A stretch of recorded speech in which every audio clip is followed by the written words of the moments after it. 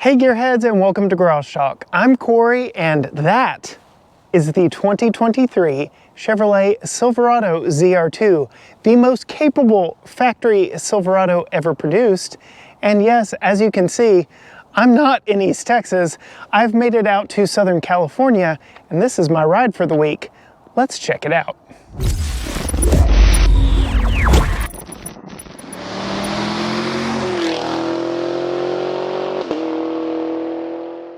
Gearheads, as we say goodbye to daylight savings time and hello to dark all the time, you are going to be finding yourself driving in the dark a whole lot more, and your old headlights may not cut it as they once did. And this is where Auxedo can help.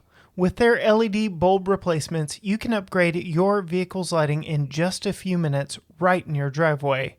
We upgraded the headlights in our Jeep Cherokee Trailhawk thanks to our partnership with Auxedo, and you can too.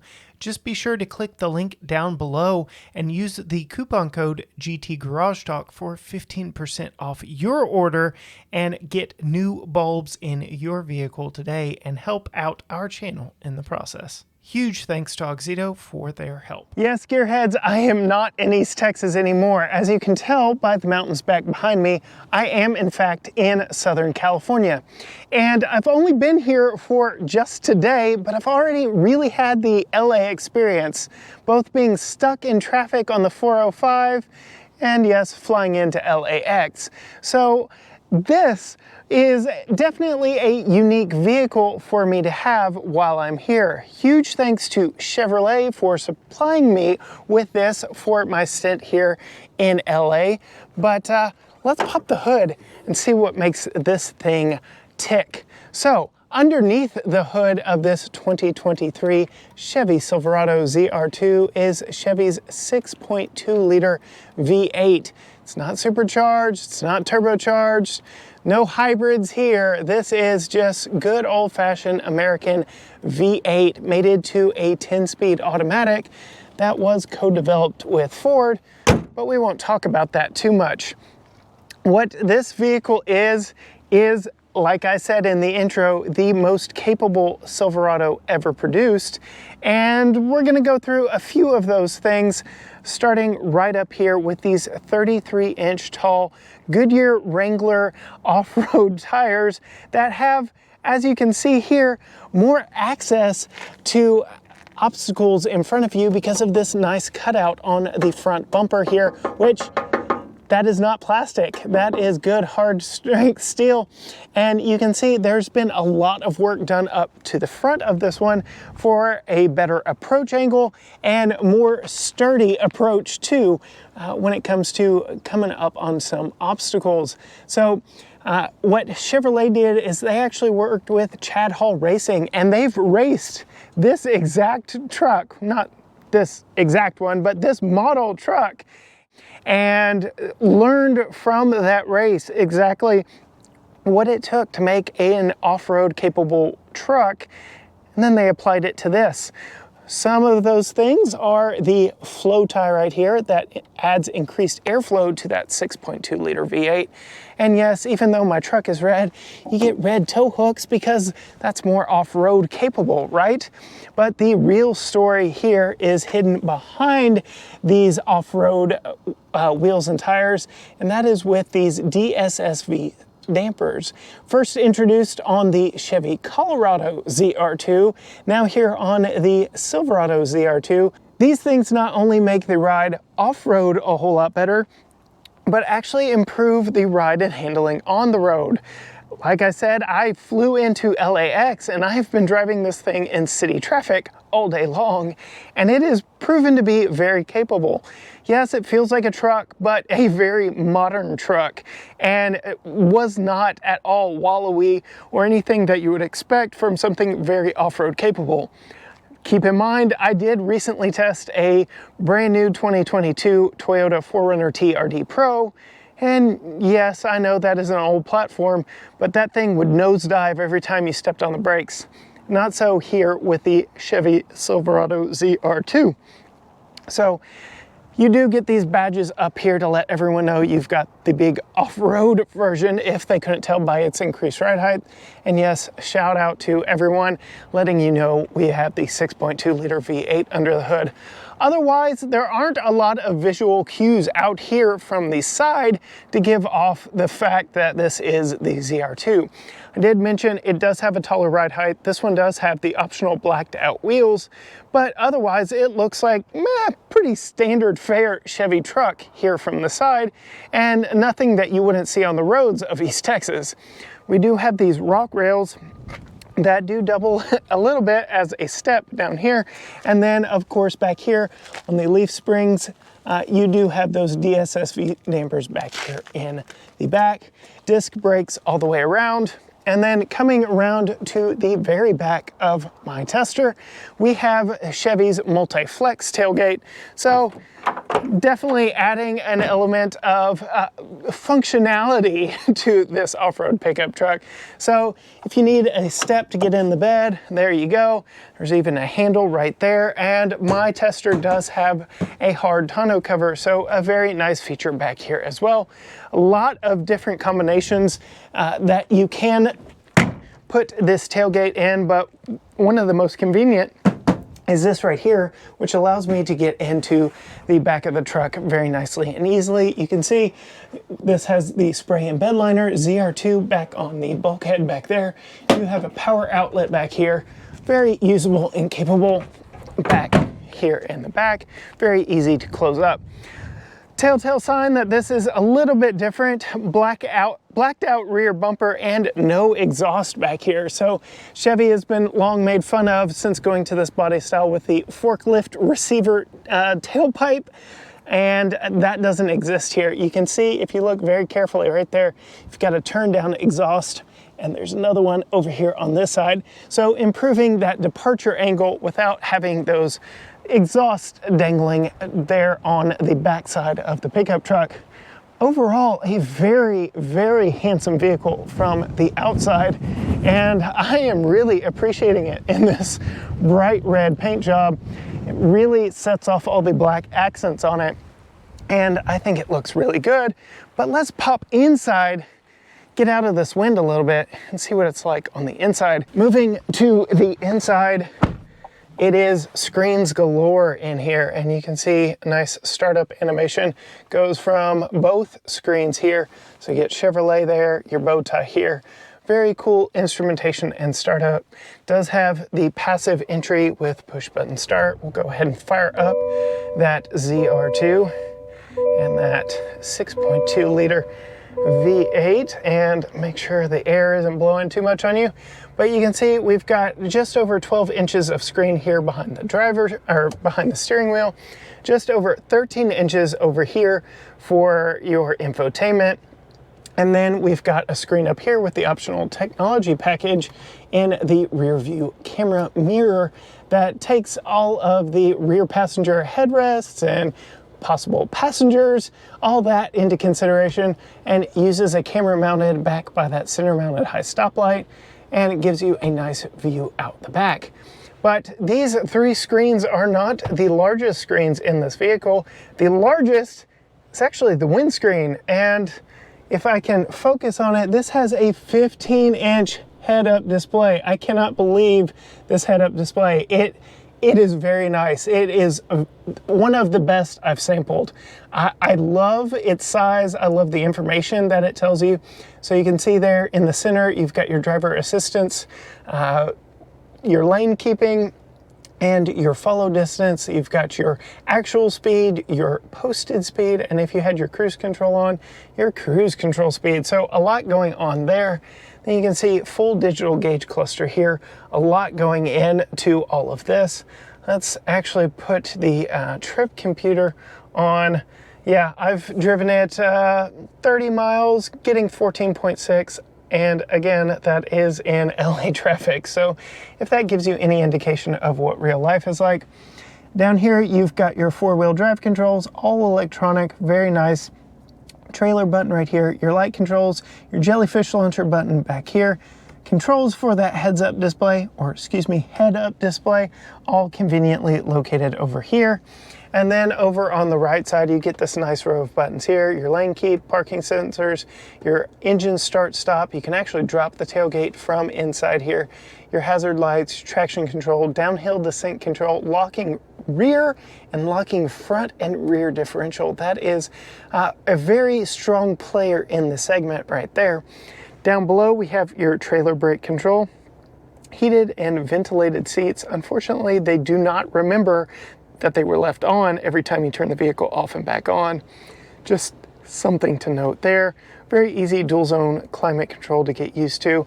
USB-A and USB-C up here, a little bit of storage here, a little bit of storage here, a little bit of storage here, and you can see my iPhone 14 is fitting very nicely in the Qi wireless charger that actually starts and ends here in the center console. So very nice there. You've got a USB-A and USB-C input in here. Very big center console, very cavernous. It is wide enough to use hanging file folders from, or you can use this little tray that Chevy provides. And oh yes, there is a household style power outlet in there as well. Lots of storage in this center console, even if they are taking up a lot of it with this new electronically actuated 10-speed. We'll get more into that when we're driving. Speaking of storage, there's even more over here. Hold on, it's quite aggressive. So you have a top glove box here and a lower glove box here. So this one is hard plastic on the inside. Anything you put in there might rattle.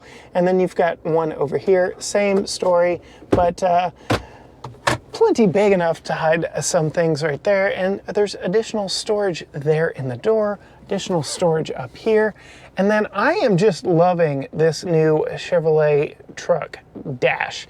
So this is on the higher trims. You'll know we tested a custom not too long ago here on the channel, and it retains the pre-2022 updated interior, but this one definitely looks as though it took some cues from the Corvette design team right here. This looks like it was lifted straight out of a C8 Corvette. Really like that. A lot of different textures in here and materials. I really like the yellow stitching. Everybody seems to be going with red. Chevy decided to go with yellow, and that theme is pervasive throughout. The seats are rather comfortable, but we'll talk more about seating support while we're driving. Get a nice two-tone here, again, with that yellow stitching. Really cleaned up and a nice cabin up front here. And again, I'm just impressed by all of the different materials. But let's pop out, take a look at the door panels here. So you can put a couple bottles up here and some additional storage right there. Taking a look at the back seat, there are a few tricks I want to show off before I even climb in. One is the optional storage space hidden behind the seat backs here that only comes on higher trims.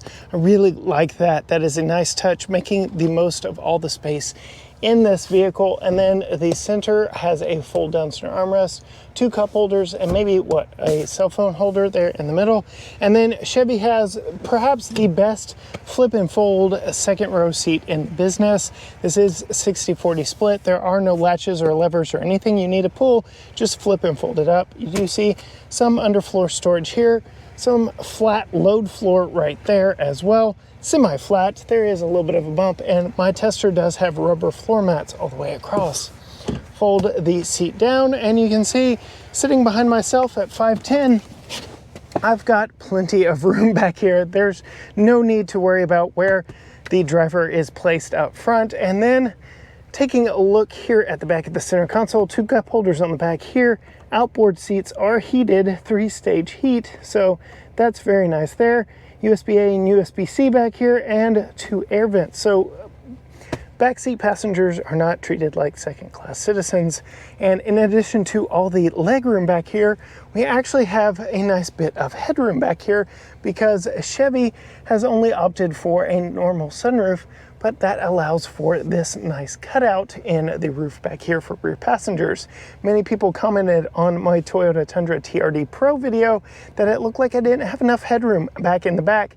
Not so here on the Silverado, especially on the ZR2, where I might be bouncing around off-road if the driver has their way and gets to explore out on the trails like they really want to.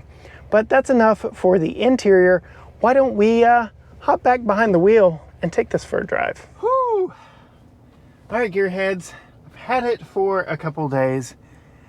It's stinking cold outside, but let's get out and go. First thing I wanted to show that we didn't show before is the camera system in this, the 360 camera system. The resolution is so incredibly good, and there are so many different angles you can see. Front, back, with trajectory, with trailer hookup line, with nothing. You can see down on top of the trailer, and you can see down on top of the front. You can see the back wheels, the front wheels. You can see the trailer hitch receiver.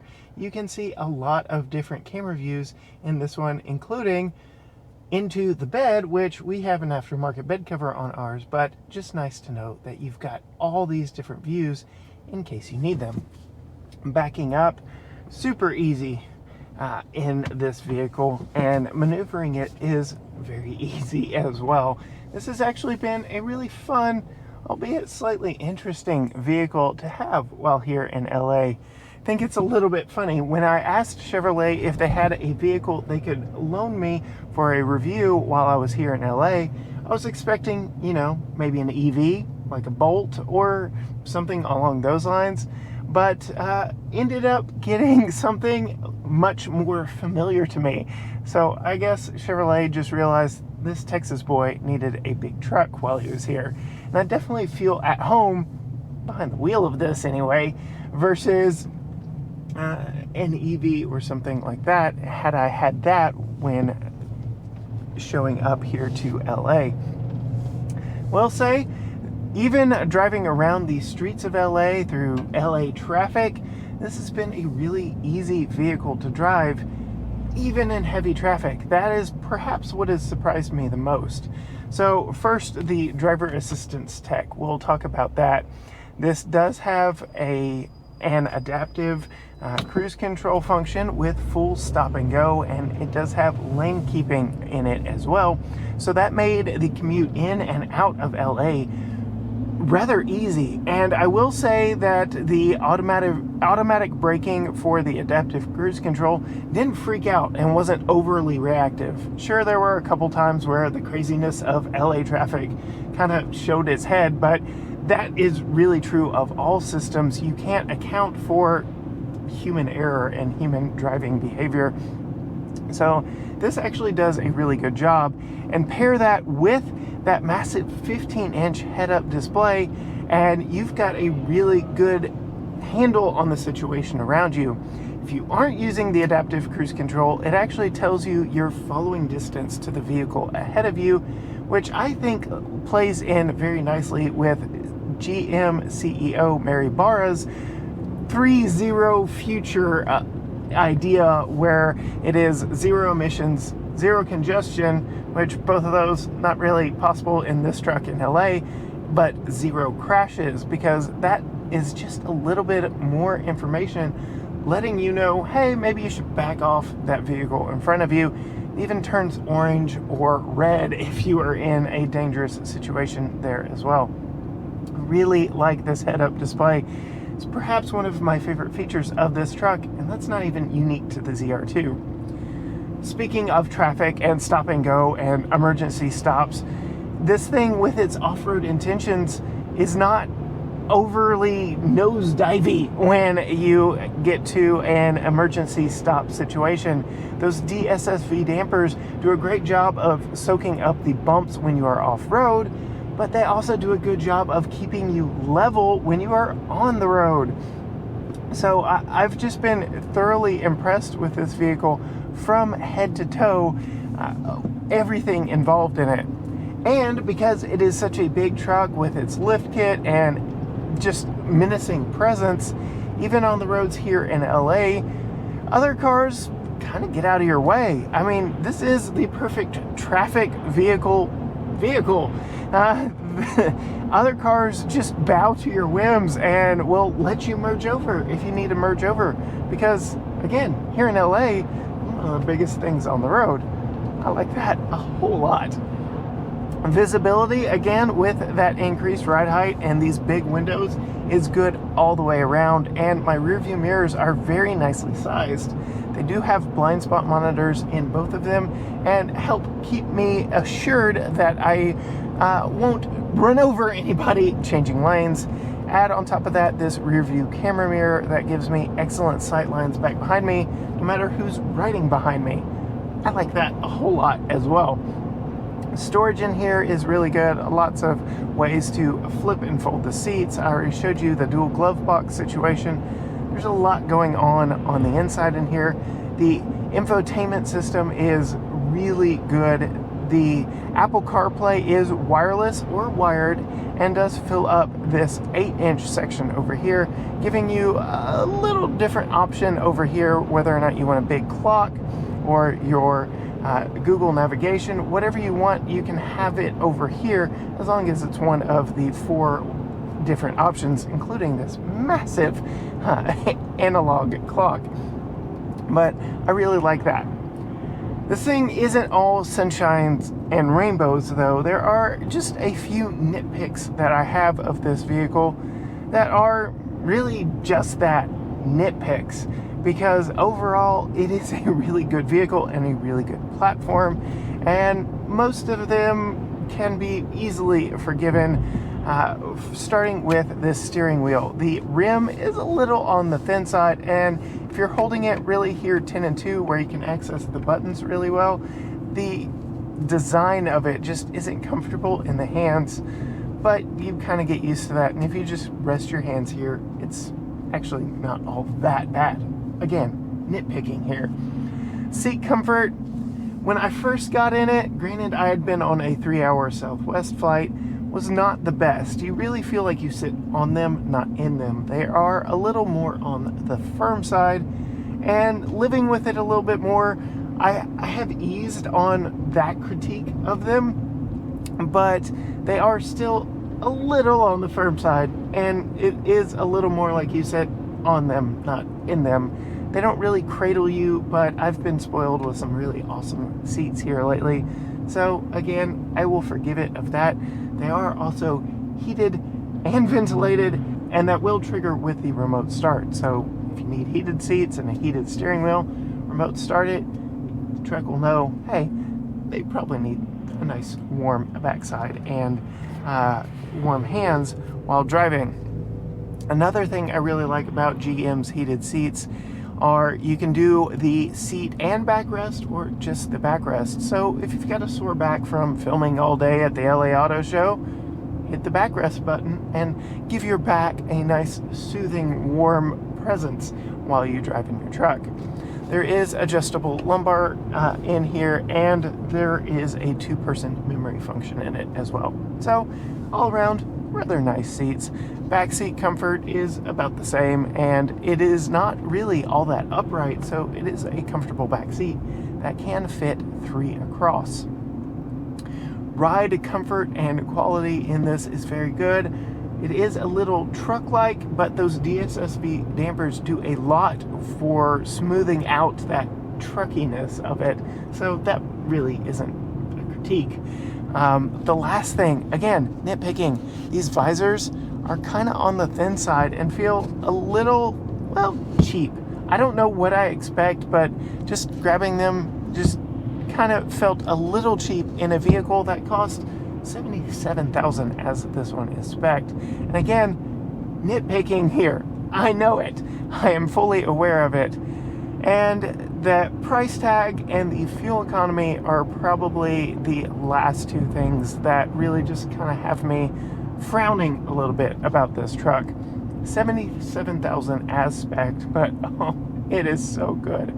I love it so much. We've got that powerful 6.2 liter V8 under the hood, making 420 horsepower and 460 pound-feet of torque, mated to this really good 10-speed automatic transmission. I've had no problems out of that. It has worked very well in city traffic. The power's there when I need it. Just push the accelerator and go. Since I had this in California for a very short time, I didn't get to off-road it, but this does have a very unique feature for a gas-powered vehicle when you are off-roading. and that you have one pedal drive when you are in certain drive modes and terrain modes, exploring off-road paths in this. So you really don't need to do the whole 2-foot method, because as you let off the accelerator, it'll apply the brake, again, in certain off-road drive modes. Really like that. But that engine, transmission, and this whole platform does come with a price, not only the $77,000 price tag, but a price at the pump.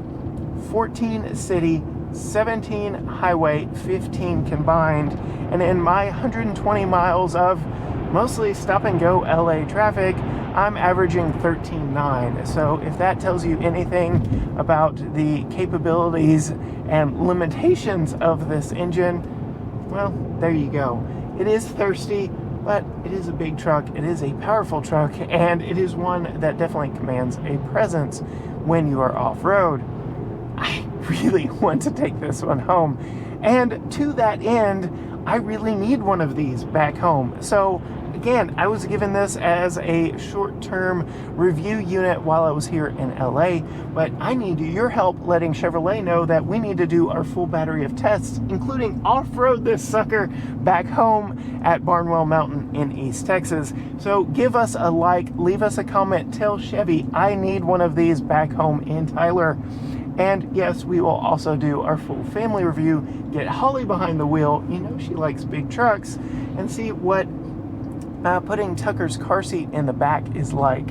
But as for me, I am currently enjoying it in Southern California on my way to Malibu. The views out here are absolutely stunning. If you want to see more from us and different things that we are driving and reviewing, including all of my coverage from the LA Auto Show, be sure and hit subscribe and ring the bell if you are on YouTube, or follow along with us on Facebook so that you don't miss a future video when it drops. You can also follow us on all social media platforms. We're on Facebook, Instagram, TikTok, Twitter, and YouTube, all at GT Garage Talk. Go find us on all of those. Give us a follow. Thank you so much. Until next time, Gearheads. Bye.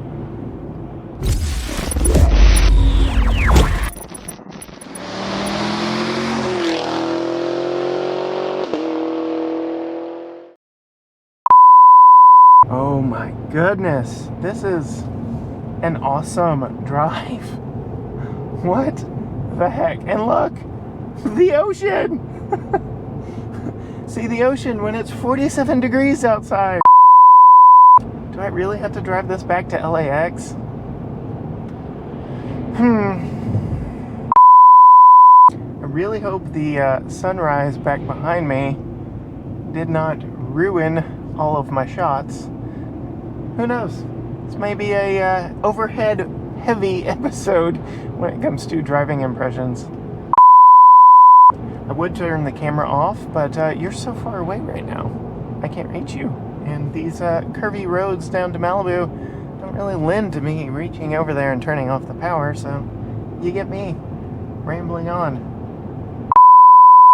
Hello, Malibu. Chevy? Malibu?